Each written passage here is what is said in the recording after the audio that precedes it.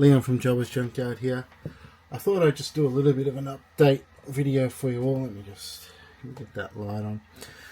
Just do an update video on a few things that we've been working on, just showing some progress, some updates, and just, I guess, walk you through some things. So I guess let's start with our Slifer, the Sky Dragon beyblade. So this thing is a monster. The sub-attack ring, or the wings, will spin.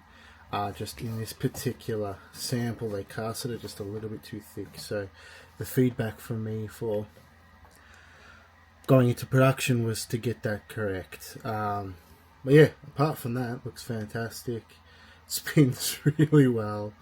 Yeah, no sharp edges, but obviously you've got to be careful with this. I just wanted to show off that awesome UV printed bit chip Slifer, the Sky Dragon. The enamel filled teeth and eye, so it's not sticker, it's not a printed decal, it's actually enamel filled. And then the gemstone, I guess, on his headpiece. So we sort of just went out, all stops here, we did the gold plated weight disc. I just wanted to make it a royal, awesome type thing, and I guess when you finally get to see the package all together with the box and the card that it includes, I think you'll all be really happy with that. I guess another thing that I've just sort of been a bit of a personal project working on, we did a very anime accurate wild fox, all in metal. So we got it machined, and it's machined Zermac 3 and brass plated, sort of what we would do if we did in production. Again, so because it was a one-off, we had a custom sticker sheet made by our boy. Came out really good, so his printing's getting a lot better. But yeah, I'm really impressed with it. It spins fantastic. It's actually probably one of my favorite bays. I don't know, I just saw it in the episode and I thought, what is that? And so off started the mental journey of wanting to make it. So let me know if you have interest in this, and I'll actually do a production of it. But at the moment it's just a one-off in metal for me, one of one. I guess some updates that we have on the Dranzer repros. So the actual first batch of injection mold parts are finished, the samples, and they're currently being shipped on their way to me, and at the same time they'll be shipped on the way to our factory that's doing the metal casting, because they'll actually assemble it all and box it and ship me it ready to go. So we also got some of our first castings of the metal pieces. So obviously this is, for the all metal repro version. This is the attack ring, but wow, it is absolutely beautiful, and of course it will be plated. I wanted to just get samples of it just to have a look, before things went much further. Unlucky I did, because I did catch a small mistake in it.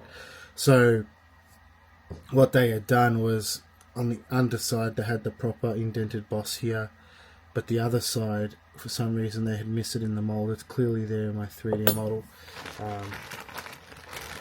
I guess I could show you what I'm talking about on a printed sample, so you could see how there's like a small hole and then there's an indented boss. Basically they missed that on one side. Just get that light on. Yeah, they missed it on one side, which is unfortunate, but hey, that's what we do the samples for, and that's why I check it before we do any mass production. But the good news is, once that, I drilled it out, so I just wanted to test fit if the hole was the right diameter, and I just manually drilled it out. So when I did that, you get a beautiful fit. Yeah, it works really well. I guess I can try it with an original part. First I'll just show you the comparison. So the finish on these is exactly the same.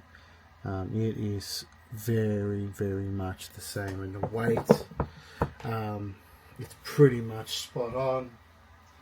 The only reason at the moment there's a bit of a difference is, like I said, I actually, I drilled out a bit more than I needed to. So this is the original, 17.27 grams, if you can see that. This is ours at 17.13 grams. So I expect when that bore is rectified, it'll add a little bit of weight. So this is going to be right up at that 17.225. So it's going to be effectively spot on, man. I don't think you can get closer. That's within the tolerance.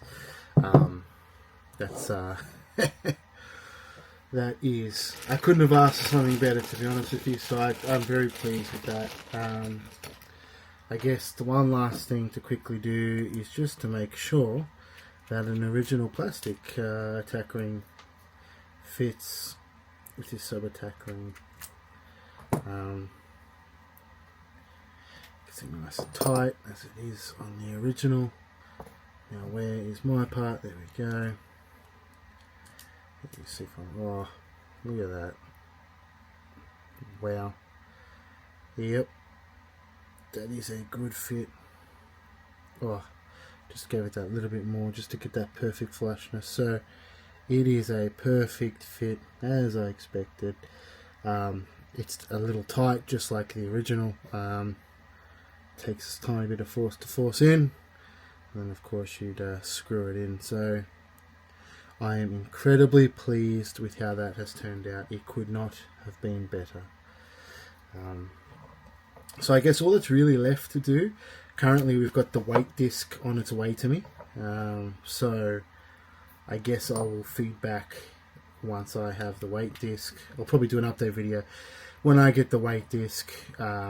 Even though I've posted some photos of the weights, it is within 0.3 grams of the samples that I have. So that's within the standard sort of tolerance that you expect on the actual part. So again, we're spot on within the range there. The injection molded plastic parts will be again very, very, very similar weight. So I suspect that we are going to end up hitting a very, very very accurate final weight, which I'm very excited for, because I think there's been a lot of push for that, for the competitive, to bring back the competitive HMS scene. And I think with the cool bay that Benchblade launched for the Dragoon MS and MSUV, you'll be able to grab our MS, Dranzer MS, and who knows, we probably will do a Dranzer MF in the future if this does well. But yeah, we always will do our all metal versions. It's just the same as we always do. But I think, I want to have some fun and do some of the recreations. I guess the next thing that I can talk about, let me just put them to the side so I don't lose it. Put that away. Next thing to talk about is we've been doing a CWD weight disc. Sort of partnering up with Taylor Blades on this one, our mate over there in the UK. So what he wanted is he wants to offer the sort of complete package. With a lot of the, he's actually working on a couple. I won't tell you. He's in a project, but he's working on some plastic parts, and he wanted me to make the metal. So we started with the CWD weight disc, and I am actually in the process of 3D scanning, and we're going to manufacture the metal sub attack rings for his plastic parts. So hopefully that all goes well. But yeah, for right now we've done the CWD. So this is actually an original sample that he sent me. I believe it's the first mold. It's the slightly lighter mold. So this one, weighs in at 14.74 grams. So if you can see that, 14.74. Whereas, so these are at 14.99 and 14.99. So, pretty much 0.2 grams off the original. So we got really close to that that target. You can see what we've done here is, because at the moment we're still deciding if we're going to go with a polished nickel finish, nickel plated finish on top of the Zamak, or this original finish, which is again identical to the original finish. So we'll see. But what I did do is I did put a little JJ stamp, really small, very hard to see, just at the bottom there, just to help, I guess, the repro market, to make sure that we don't have some dodgy people buying my repros at an affordable price and flogging it off to the unknown people at, you know, the crazy prices some of these HMS beys go for, you know, 2, 3, 5, 700 USD, whatever, and who knows if it keeps going up in the future. So some people don't like it, that's okay, but I think it's a really good step to protect the market and just, you know, I'm a collector, and to protect my fellow collectors. So I think, yeah, I think that's a good step from us. Simple step that we can do. Alright, the next thing I wanted to talk about, since we're on the HMS, is the metal HMS launcher. So what I had done in my prototype, I'd real, you know, it was about 0.1, 0.2 mil, a bit tight on the inside here, so you could see I actually manually just ground it down myself, just for the prototype. You can see from there we have a stainless steel inner gear. We are recreating the spring, so we'll have all the springs, original springs. And I chose to do this really cool sort of army green. I really like this colour, but yeah, we're thinking it's going to be a sandblast rather than a polish, and it'll be, yeah, like this. So we'll do different colours. We can, you know, I've put up a few on the site, so it's up for pre-order at the moment, but it's going to be one of those things where I'm not going to kick off the project unless we get some minimum pre-orders, because I have a lot of projects running at the moment and a lot of money out and invested.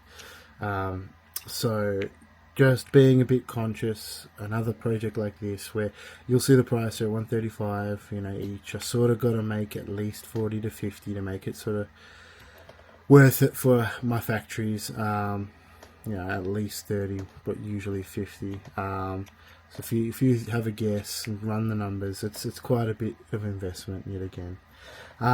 Now, depending on the numbers where we go, I might consider, you know, doing because this, I 3D printed a longer HMS ripcord, and I slightly scaled it down because it really works better with this metal gear, whereas the original plastic one gets jammed a bit.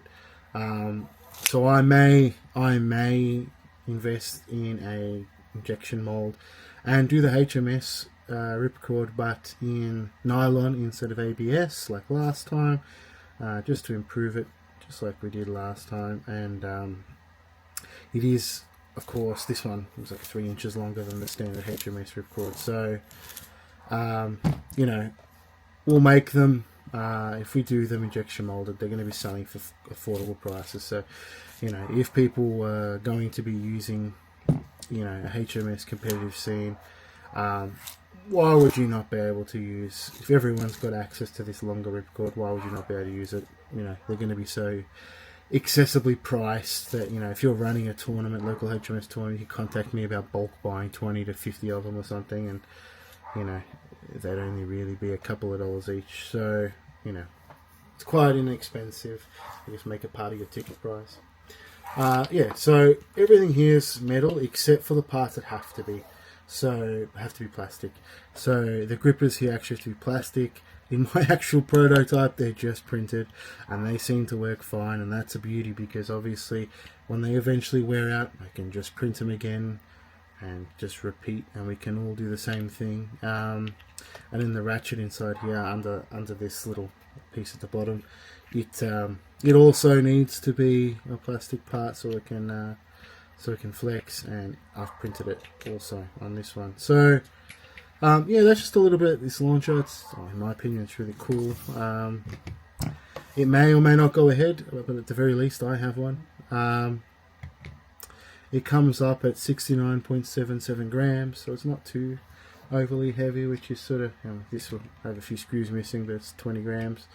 But we will also offer our 3D printed versions. Obviously they're not going to be as nice as injection molded plastic. They're not going to be as nice as the all metal ones, but they'll be priced accordingly, right? They'll be affordable for people to get a launcher if you choose to. You know, it'd be a nice little, bundle in with our Dranzer MS. I think that sort of covers the most things at the moment. Just, I guess, a bit of a state of the union, state of the shop. We've got the Amphileon project that is currently undergoing green plating. Once that's plated, it'll go to UV, and that will be the sample finished. They will send me the sample for final sign-off, and assuming all goes well, it looks fine.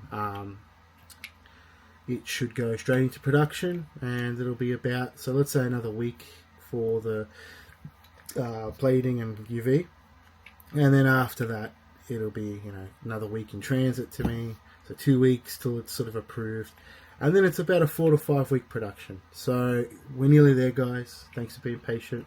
We haven't really gone over on Amphileon timeline. I've just been doing so much that it feels like a while ago, but no, it's progressing good. The next one, as you guys see, is Dragoon V, looking fantastic. So the UV has been done. I'm just waiting for them to assemble everything, and then they'll send me that sample for sign off, and then again it's the same sort of 5 week, 6 week production time frame after that. The next in line is Grifolian. Grifolian has been cast every part now for the sample. It's currently in polishing. I guess I'll get photos once that's done, and then it'll go to plating and then UV. So probably another 2 and a bit weeks on that sample before they ship it to me, and I guess before we get finished sample photos, and then again I'll buy it off, and then the production of 4 to 6 weeks. Then I guess this one here, the Slifer, the Sky Dragon, is in production. It's probably about halfway, so it's nearly done. So I think that's pretty cool. Just something different, I guess. Yeah, this one so far has been pretty successful. We'll see how we go. We've sort of had to make 100 of them.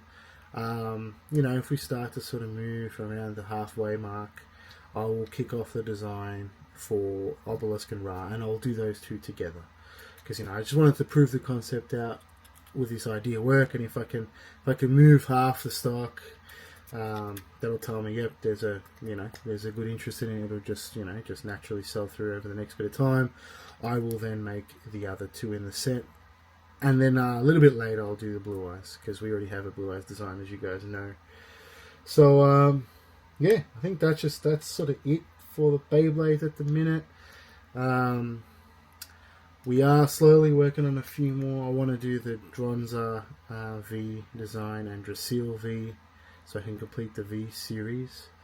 But yeah, I think I'm at a stage where I've got so much in production at the moment that I really need to settle and just let things sell, move out some stock, and I guess just recoup funds, and then involve the next project, right? And just keep investing that way. So, I've gone quite intense in doing a lot of designs. I think it's just time to let it settle a little bit. So yeah, please, if you want to help sway the order of some of these bays, because I will be a bit more picky going forward, please let me know. Drop in the comment section, or hit us up on our Facebook page, or Facebook message, or send us an email. Thank you for your attention, guys, and thank you for your continued support. Jawas checking out.